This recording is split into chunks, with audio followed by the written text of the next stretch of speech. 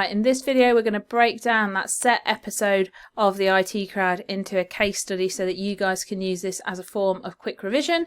If you haven't looked at any of the case studies I've done so far, they're really simple for you guys to make. So you can make something like this at home yourselves. It's just like sort of 6 text boxes on a PowerPoint, so it's dead easy, dead simple. Okay, but we're going to start off with character representation. So if we're breaking them down, then Jen is sort of our stereotypical female. She's submissive, nervous and insecure, particularly about her job and when she's dealing with people who are higher up than herself. However, she can also be very argumentative, particularly when it comes to dealing with Roy. Now, Moss is also stereotypical. He's, in a sense, a stereotypical nerd, but what we would class as a sort of more traditional stereotypical nerd, through the fact that he's very uptight. He's obviously incredibly knowledgeable, but along with this, he can be quite arrogant.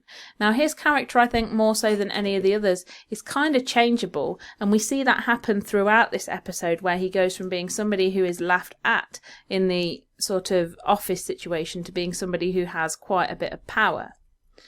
Roy, again, very stereotypical. Again, we'd class him as a stereotypical nerd, but here we've got a more modern representation of a nerd. He's scruffy, he's insecure, and in terms of his tone and his comments that he makes, he comes across, again, kind of aggressive, but in particular as a sort of misogynist. He's very sexist, and the way he speaks to Jen is not always appropriate.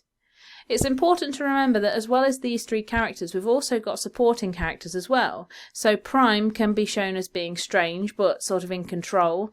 Douglas, on the other hand, is very sexual and inappropriate. And Negative One, who I've not put in here, he's sort of a mishmash of lots of different stereotypes, because on the one hand he's a stereotypical nerd or gamer, but he also speaks in a way that we would class as perhaps a sort of stereotypical chav. Now, in terms of our settings, we've got a few to contend with. The main setting is the office, particularly the basement. Now, this is cluttered, it's full of IT resources, whereas the meeting room is kind of plain and sparse, so we've got a level of contrast being shown here. We've also got an intertextual setting through Countdown. Now, this is recognisable to the audience because they may have seen it on telly before, but it also contrasts to the office building itself in the fact that it's very bright, it's got a lot of high-key lighting. And again, more contrast being shown because the club is low-key and it's also full of people. And then finally we have the underground garage, which is low-key lighting. It's got a lot of dirt, it's cold and it's isolated to make it seem more gritty. Now, in terms of our contextual references, Roy's t-shirts provide contextual references, and we'll go through this when we pick apart the episode as a whole. We've also got the music used within the fitness class at the end of the episode, which is sort of reminiscent of Eric Prydz, which we'll see in another video where we pick apart the episode as a whole. Countdown is obviously a contextual reference, and the crude humour in there as well is obviously going to appeal to a specific audience. Now, in terms of our camera shots, we've got a lot of panning shots, and these tend to be used when transitioning from location to location, and this sort of shows a new scene. In terms of over-the-shoulder shots, we get sort of like an entire section of the episode where we're flicking between Prime and Moss and Negative One, and every time we do that we're sort of viewing over the shoulder of one of the characters, so that helps us to sort of feel like we're involved in both sides of this conversation. We've got quite a few close-ups, normally shown when we're having sort of in-depth conversation between the characters, and a few point of view shots when Roy is on the bike as well. Now, in terms of our sound, most of the sound is diegetic and what we would expect, but non-diegetic music occurs when Roy is on the bike. Now, this suggests and connotes a sort of silliness and clumsiness. And we also have elements of intertextuality in the non-diegetic sound as well, because when Moss is at Countdown, we've obviously got this very recognisable tune to the demographic. And this sort of is contrasted quite largely in a way when Moss enters the club, because it changes to almost give him a completely different persona. Now, in terms of our audience appeal, we're going to have recognisable characters, recognisable locations, a lot of stereotypes included in there as well, so that the audience feel like they can connect with what's going on.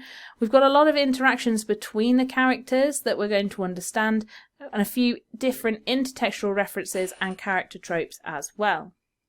Now, if we're to split this down into our context then, to sort of give us a good understanding of what's going on, historically, most sitcoms sort of use laugh tracks today because it's sort of cheaper just to include this laughter over the top, but the IT crowd used a live audience, and that in a sense made it seem a little bit more outdated.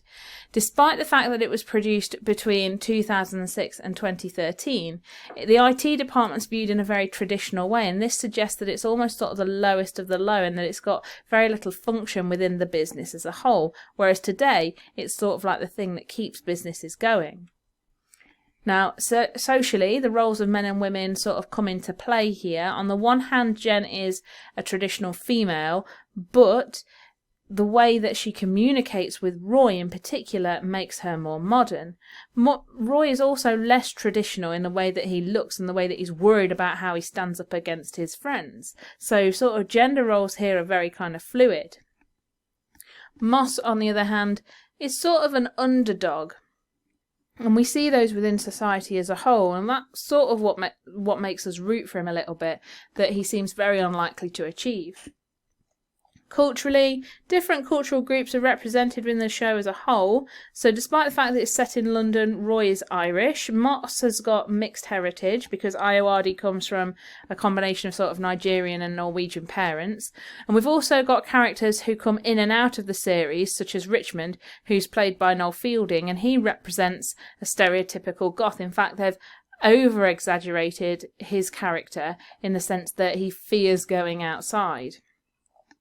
Now, politically, it was produced during a period of sort of turmoil. The UK government changed from Labour to Conservatives, but we don't see a lot of politics impinging on the show as a whole. And if we're breaking this down into those further key concepts, the language within the show revolves around the stereotypes that not only come from the IT industry, but also from society as a whole. It focuses on the recognisable situations for people to be in. Obviously, we'd expect that from a sitcom anyway, but this helps to increase the audience because we don't want it to be too narrow, otherwise it's not going to be particularly successful.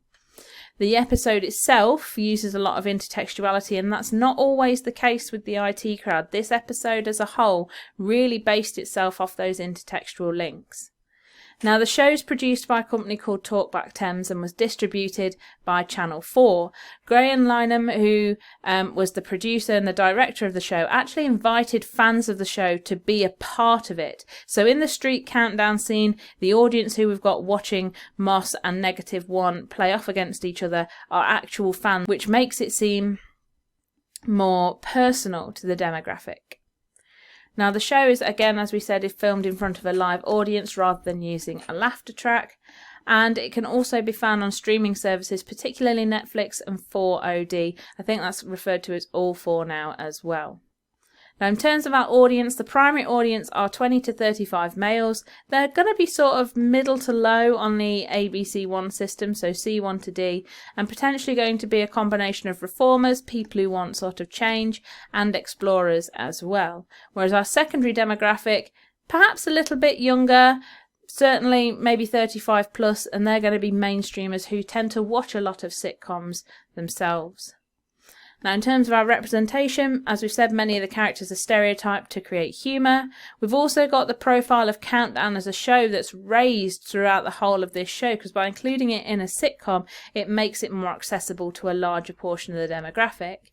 And the different way that genders are used within the show are also stereotyped, but they're done so in a way that makes them more recognisable to the demographic. It's almost like they're over-exaggerated so that we see that they're being sort of satirised and stereotyped. Hopefully that was helpful to you guys. Here are a few key terms for us today. Try highlighting them within your own work so that you can see where you're using that media language.